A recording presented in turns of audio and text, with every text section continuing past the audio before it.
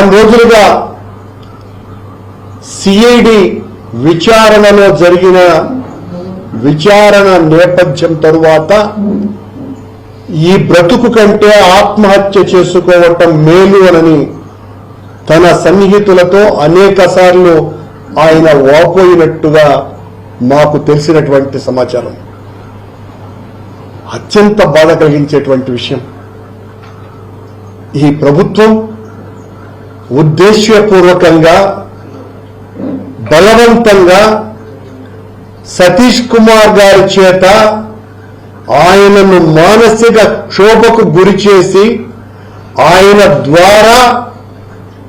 మా పేరును తీసుకొని వచ్చి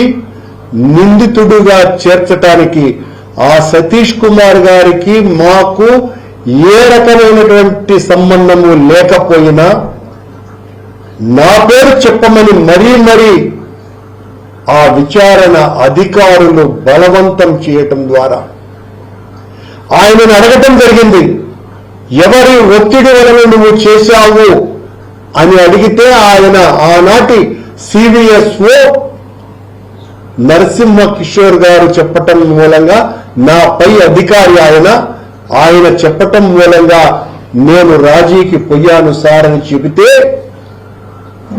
ఆ సివిఎస్ఓను ఆ ఏవిఎస్ఓను అనరానటువంటి బండబూతులు పోలీసు అధికారుల మీద పోలీసు అధికారులచే రాజకీయ నాయకులను ముద్దాయిలుగా చేర్చటానికి చంద్రబాబు గారి ప్రభుత్వం పన్నినటువంటి కుట్రకు ఈనాడు ఒక అమాయకుడైనటువంటి ఒక సౌమ్యుడైన ఒక నిజాయితీపరుడైనటువంటి పోలీసు అధికారి ఆత్మహత్యకు పాల్పడినాడు. ఈ ఆత్మహత్య ప్రభుత్వ హత్య తప్ప మరొక్కటి కాదు. గత 10 రోజులుగా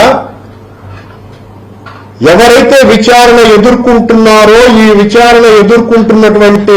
పోలీసు అధికారులందరినీ కూడా విచారిస్తున్నటువంటి అధికారులు గౌరవ న్యాయమూర్తి గారి ఆదేశాలకు భిన్నమైనటువంటి విచారణ చేస్తూ ఈ పోలీసు వాళ్లను మానసిక క్షోభకు గురి చేస్తూ